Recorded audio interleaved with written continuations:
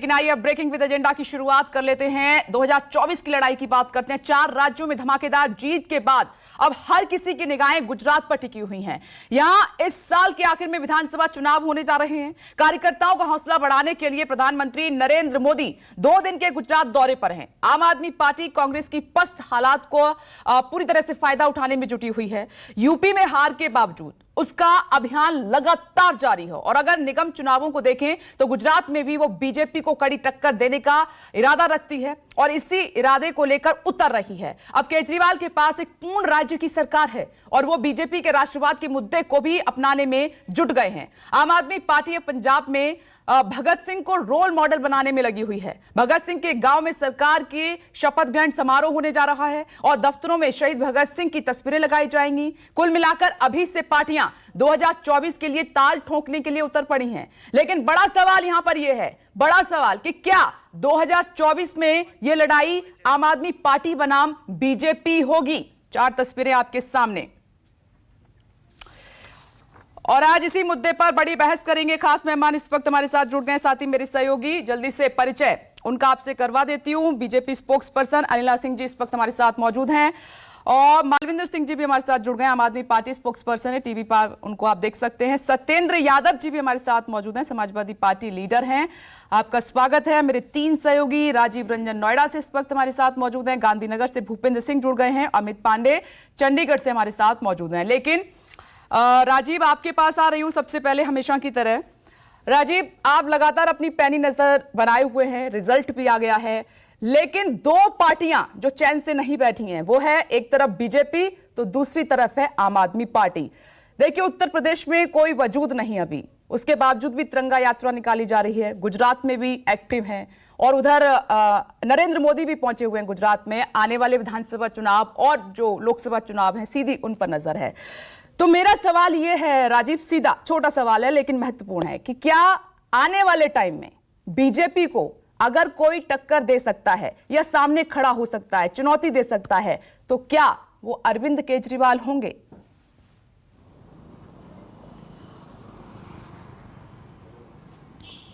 देखिए विपनेश, जो नतीजे अभी आए हैं भारतीय जनता पार्टी के लिए, इससे अच्छे चुनावी नतीजे राज्यों के इसके पहले अगर निकट अतीत में देखें तो नहीं आए हैं। जबरदस्त चुनावी जीत भारतीय जनता पार्टी को हुई है और निश्चित तौर में दक्षिण को अगर छोड़ दे तो देश का कोई कोना ऐसा नहीं है जहां भारतीय जनता पार्टी का परचम लहरा नहीं रहा है। लेकिन आप देखें, कश्मीर की मैं बात कर दूं, कश्मीर के इलेक्शंस भी सितंबर अक्टूबर में होने की संभावना है। डिलिमिटेशन कमीशन अपनी रिपोर्ट दे रहा है, तो ऐसा लगता है कि साल के अंत में कश्मीर में भी चुनाव होगा और गुजरात में चुनाव होना ही है। गुजरात में जैसे ही उत्तर प्रदेश में और ये शानदार नतीजे आए, आपने देखा प्रधानमंत्री नरेंद्र मोदी ने 9 किलोमीटर लंबा रोड शो बड़े जश्न के साथ गुजरात में वहाँ गए और एक मैसेज देने की कोशिश की चुनाव से पहले ही कि नरेंद्र मोदी का कोई तोड़ नहीं है। देखो देश के अलग अलग हिस्से में किस तरह से हम जीत रहे हैं। गुजरात का बेटा किस तरीके से देश की चुनावी राजनीति में और लोगों के दिलों पर राज करते हुए यहाँ तक पहुँच गया। एक मैसेज इलेक्शन के 6 महीने पहले ही देने की कोशिश है। लेकिन अगर आप देखें दूसरे तरीके से, जहाँ पर क्षेत्रीय छत्रप हर जगह, ममता बनर्जी को छोड़ दिया जाए तो क्षेत्रीय छत्रपों को हर जगह पस्त कर रही है। कांग्रेस पार्टी को बिल्कुल जमींदोज कर दिया भारतीय जनता पार्टी ने चुनावी राजनीति में। 2013 में अब जब चुनाव होगा, 2023 में कुछ राज्यों में जहां कांग्रेस की सरकार है, तब देखा जाएगा कि उस समय क्या होता है। लेकिन फिलहाल के चुनावी नतीजों से ये बात सामने आती है कि कांग्रेस कहीं भारतीय जनता पार्टी के सामने लड़ नहीं पा रही है। एक व्यक्ति भारत की राजनीति में इस वक्त दिखाई दे रहा है। इन चुनावी नतीजों में भारतीय जनता पार्टी के अलावा कहीं नगाड़े बज रहे हैं तो वह आम आदमी पार्टी में बज रहे हैं। और ऐसी स्थिति में जब क्षेत्रीय छत्रप अपने स्टेट को बचाने में मुश्किलात झेल रहे हैं, उसी में परेशान हैं, तो अरविंद केजरीवाल एक 70 किलोमीटर की 70 विधानसभा क्षेत्र से एक शहरी इलाके का नेता, एक दिल्ली का नेता पंजाब जैसे जगह पर जाकर के और उसी तरह की प्रचंड जीत हासिल करता है जैसे कि उसने दिल्ली में यहीं पर नरेंद्र मोदी अमित शाह के नाक के नीचे 2 बार जीत हासिल की है। तो इससे ये सवाल इससे ये बात सामने आती है कि क्या वो एक विकल्प के तौर पर भारतीय जनता पार्टी की या राष्ट्रीय पार्टियां भी या जो लोग भी बीजेपी से लड़ रहे हैं, उसमें बीजेपी से लड़ने में एक वही नेता थोड़ा बहुत सक्षम या जहां जा रहे हैं वहां सक्षम दिखाई दे रहे हैं। देखिए, दूसरी बात यह है कि इलेक्शन लड़ने में, अपनी मशीनरी का इस्तेमाल करने में, अपने कार्यकर्ताओं, अपने वॉलेंटियर्स को हमेशा सक्रिय रखने में अरविंद केजरीवाल का भी कोई जवाब नहीं है। 1% वोट भारतीय जनता आम आदमी पार्टी को उत्तर प्रदेश में 1% वोट भी नहीं मिले हैं, लेकिन देखिए आज तिरंगा यात्रा निकालने की बात हो रही है। दूसरी पार्टी तो सोच भी नहीं सकती कि अगर 1% वोट भी नहीं मिला तो उस स्टेट में, लेकिन नहीं, अरविंद केजरीवाल जानते हैं कि उनको जिला अध्यक्षों को, कोऑर्डिनेटर्स को, जो उनके कार्यकर्ता हैं, पंजाब की जीत का ही जश्न उत्तर प्रदेश में मनाया जाए, लेकिन उनको जोड़ा जाए, उनमें एक उत्साह पैदा किया जाए। दूसरी बात यह है कि अरविंद केजरीवाल भगवंत मान के साथ गुजरात के यात्रा पर भी जाने वाले हैं।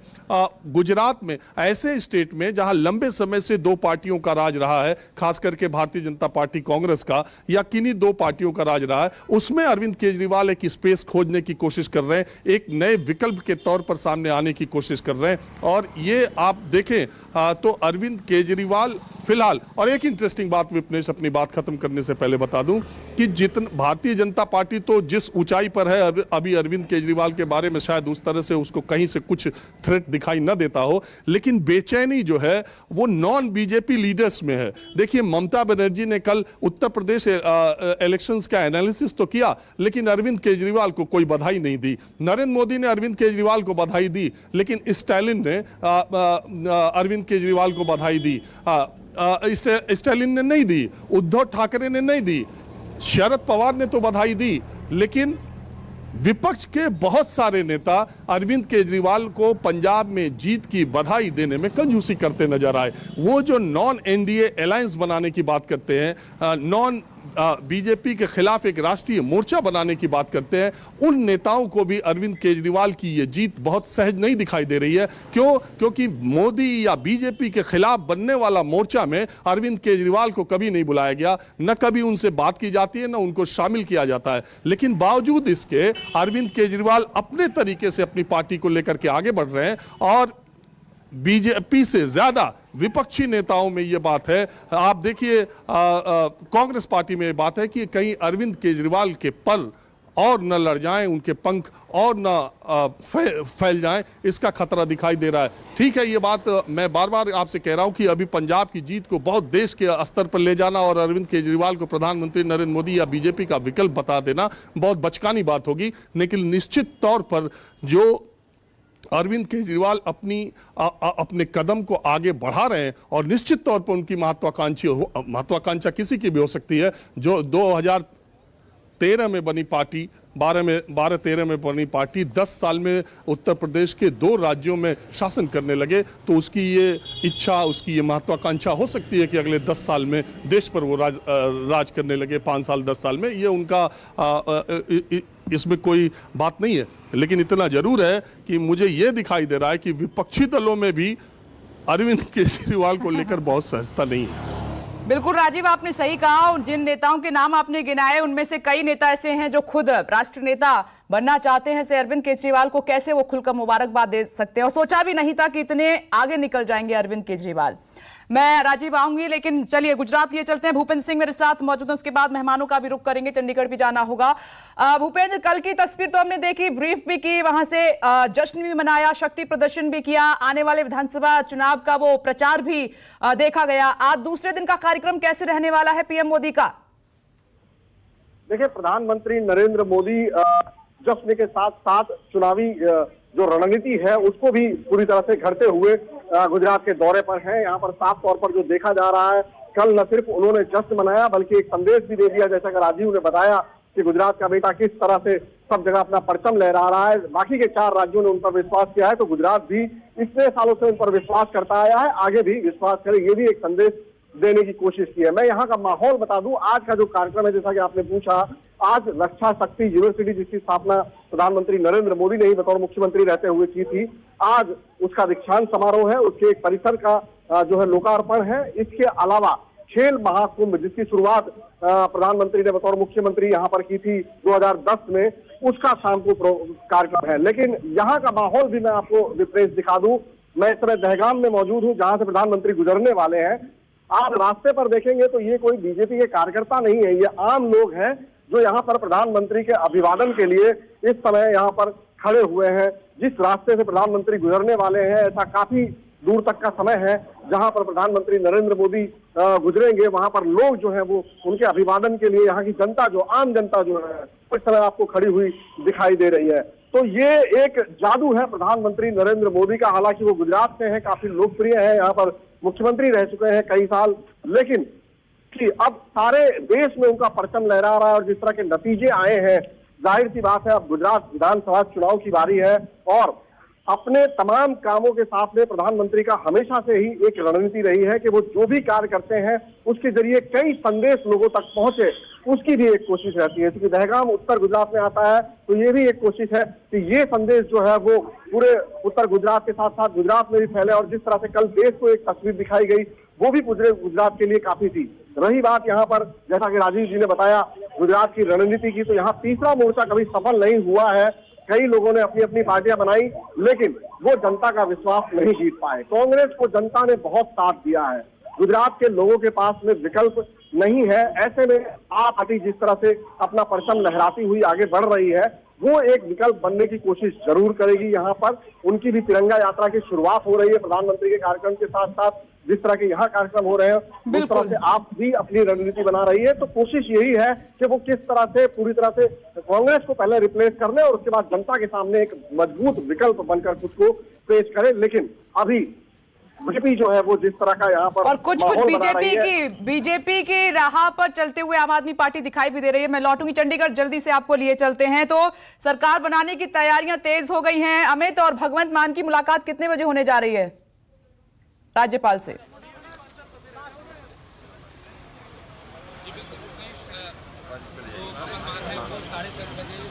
घर आएंगे। ये देख लीजिए तस्वीरें, सबसे पहले तस्वीरें मैं दिखाना चाहता हूँ। जो सुरक्षा के जो इंतजाम है वो पूरे कर लिए गए हैं। डीजीपी और जो चीफ सेक्रेटरी हैं वो इस वक्त राजभवन में पहुंच चुके हैं और ये माना जा रहा है कि बनवारी लाल से 10:30 बजे के आसपास भगवंत मान की जो मीटिंग है वो होगी। और उसके बाद भगवंत मान हम तस्वीरों में देख पा रहे हैं, घर से निकल चुके हैं भगवंत मान सुबह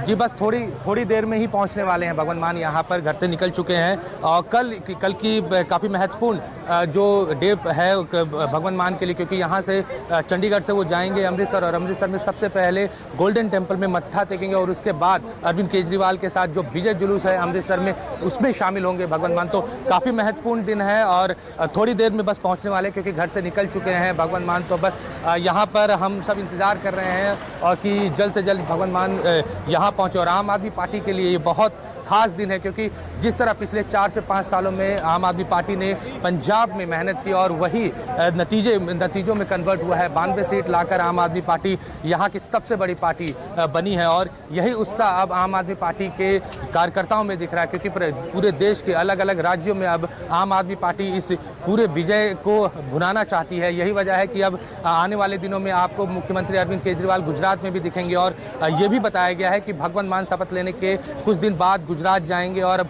गुजरात में भी प्रचार करेंगे। तो काफ़ी महत्वपूर्ण है। लगातार आम आदमी पार्टी अपने को अब बाकी राज्यों में भी बढ़ाने की कोशिश कर रही है। हमारे साथ आम आदमी पार्टी के प्रवक्ता नील गौर हैं, इनसे भी बात करेंगे। थोड़ी देर में भगवंत मान साहब पहुंचने वाले हैं। कैसे देख रहे हैं आज के दिन को आप लोग? देखिए, आज का दिन हमारे लिए बड़ा महत्वपूर्ण है। पंजाब के लोगों ने थम्पिंग मेजोरिटी हमको दी है। आज तो हम सिर्फ दावा पेश करने आ रहे हैं और सबसे महत्वपूर्ण होगा जब 16 तारीख को खटकड़ कलां में पंजाब की जो ओथ सेरेमनी होगी वहाँ पे, क्योंकि ये पंजाब के इतिहास में पहली बार होगा कि यहाँ पर राजभवन या चंडीगढ़ के बाहर जाने के ये हो रहा है। और सबसे बड़ी बात, ये खटकड़ कलां का अपना एक महत्व है, वो एक सोच का प्रतीक है, सरदार भगत सिंह की सोच। तो लोगों को खुद अंदाजा हो जाना चाहिए ये सरकार कैसे चलेगी, इसकी क्या सोच है। और पहले भी आपने देखा कि जब सरदार भगवंत सिंह मान MP भी जीते थे तो सबसे पहले वो नतमस्तक होने, माथा टेकने खटकड़ कलां ही जाते हैं, वहाँ पे सरदार शहीद आजम भगत सिंह की समाधि के ऊपर। विपनेश, एक महत्वपूर्ण बात बता दूं, ठीक है। कल जब विधायक दल की बैठक हुई थी उसमें भगवंत मान जो है जब मुख्यमंत्री अरविंद केजरीवाल से मिले और लौट कर आए तो उन्होंने एक मैसेज दिया सभी विधायकों को कि इस बार जो सरकार है वो सचिवालय या चंडीगढ़ से नहीं चलेगी, ग्राम से चलेगी, गांव से चलेगी, पिंड से चलेगी। तो बार बार आम आदमी पार्टी ये मैसेज देना चाहती है कि पुरानी सरकार जिस तरह है उस तरह आम आदमी पार्टी नहीं चलेगी। अमिताभ सही भी कह रहे हैं, मैं दोबारा लौटूंगी। आम लोगों के बीच से चलेगी। उन्होंने कहा है कि जो पुरानी सरकारों का रवैया रहा है वो हमारा नहीं रहेगा, काम करने का तरीका एकदम अलग होगा। ये मेहमानों का जल्दी से रुक कर लेते हैं। अनिला सिंह जी, आपसे शुरुआत करती हूँ डिबेट की। देखिए, जो नतीजे आए हैं बीजेपी के लिए बहुत अच्छे आए हैं। अमूमन मैं पिछले कुछ सालों पर नजर डालूं तो ये तस्वीर नहीं थी। 5 में से 4 राज्यों में एक अच्छी जीत बीजेपी ने दर्ज की है। लेकिन दूसरी तरफ एक सवाल मेरा ये है कि जश्न जो है उत्तर प्रदेश में, तमाम राज्यों में आपने बड़ी जीत दर्ज की, जश्न गुजरात में दिखाई दिया, ठीक उसी तरीके से केजरीवाल ने पंजाब में बड़ी जीत दर्ज की, लेकिन आज वो तिरंगा यात्रा उत्तर प्रदेश में निकाल रहे हैं। तो मैं क्या कहूं कि क्या बीजेपी को, अन्य पार्टियों को तो चित कर ही दिया है, लेकिन क्या अरविंद केजरीवाल का कोई तोड़ बीजेपी नहीं निकाल पा रही है? उसी राह पर हैं वो जैसे बीजेपी आगे बढ़ी है। मेरी सबको राम राम। और देखिए, अभी तक अरविंद केजरीवाल जी जो है एक सिटी स्टेट के मुख्यमंत्री रहे, ठीक है, एक सिटी, एक शहर है जो कि एक पूर्ण तरीके से स्टेट भी नहीं है, उसके मुख्यमंत्री रहे हैं। आज पंजाब की जनता ने उनको मौका दिया है और हमेशा ये डेमोक्रेसी की, लोकतंत्र की खूबसूरती भी होती है कि जनता तय करती है कि अब की बार किसको मौका दिया जाए। वहां पर जनता ने आम आदमी पार्टी को मौका दिया, पंजाब में मौका दिया। अब ये कितने काबिल हैं, उनकी काबिलियत पंजाब के लोगों को इनको दिखानी पड़ेगी। कहना बहुत आसान होता है, Delhi model of governance, Delhi model of governance. Delhi model क्या है? दिल्ली एक शहर है, शहर का एक राज्य, उसका आप गवर्नेंस मॉडल आप दिखा रहे हैं। चाहे वो आप इनका, अगर आप, मैं तो कहती हूँ फ्लॉप शो रहा है, चाहे वो मोहल्ला क्लिनिक का देख लीजिए, किस प्रकार से अपने कार्यकर्ताओं को मोहल्ला क्लिनिक अलॉट करा के दुगने तिगने चौगने वहां पर उनको किराया दिया जाता था। बिजली देख लीजिए, कुछ भी देख लीजिए। खैर, मैं आज नेगेटिविटी से शुरू नहीं करना चाहती हूँ। इनको बहुत सारी मुबारकबाद, ढेर सारी शुभकामनाएं, और जाकर कमाल दिखाएं पंजाब में। ये वही अरविंद केजरीवाल जी हैं जिन्होंने शराब एक जरिया बना लिया है दिल्ली प्रदेश में अपनी आमदनी का, और उड़ता पंजाब बहुत मशहूर है। अब वहां जाकर ये क्या करते हैं, वहां के युवाओं के लिए क्या करते हैं? क्या वहां पर भी जो इनका आमदनी का साधन रहेगा वो इसी प्रकार से रहेगा कि नशा करने की जो चीजें हैं उससे आमदनी ये बढ़ाएंगे? तो पंजाब में क्या फेरबदल लेकर ये आएंगे? परंतु फिर भी मैं ये कहूंगी, एक मौका इनको मिल रहा है। यहाँ पर जैसे हमने देखा है कि एमसीडी में भी इन्होंने 13,000 करोड़ रुपया जो है दबा कर रखा था। गरीबों की बात करते हैं, क्या ये भूल के कि ये पैसा अगर देते तो जो जे क्लस्टर्स हैं या सफाई कर्मचारी हैं उससे उनको फायदा होता। पंजाब की मैं बात करती हूँ तो पंजाब का ऑन नेशनल एवरेज से आप कंपेयर करेंगे तो जो रूरल डेप्ट है वो सबसे ज्यादा है। आप देखिए 2.4 लाख करोड़ का तो उसके ऊपर ओवरऑल डेट है। तो किस प्रकार से करेंगे, कौन सा मॉडल है, ये तो बताएं। ये सब चीज ठीक है, हो हल्लास ठीक है। हमने जब गुजरात मॉडल रखा था, मैं उत्तर प्रदेश की अगर मैं बात कर लेती हूँ, गुजरात मॉडल हमने रखा था तो 5 वर्ष में हमने वो सिद्ध करके दिखाया। सड़कों का जाल बिछाया, एयरपोर्ट्स का जाल बिछाया, गरीबों के लिए काम करके दिखाया, शिक्षा के लिए काम करके दिखाया। इन्होंने दिल्ली प्रदेश में, जो कि एक शहर है, ऐसा क्या कर दिया कि पंजाब में जाके वो पूरा करेंगे?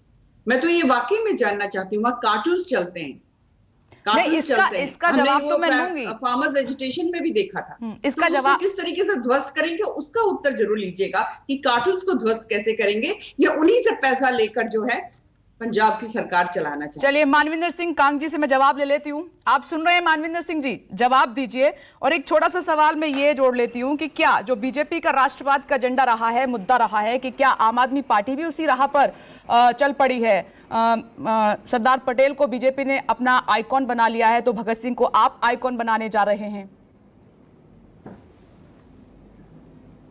मुझे सवाल रिपीट करना काइंडली आप अपना।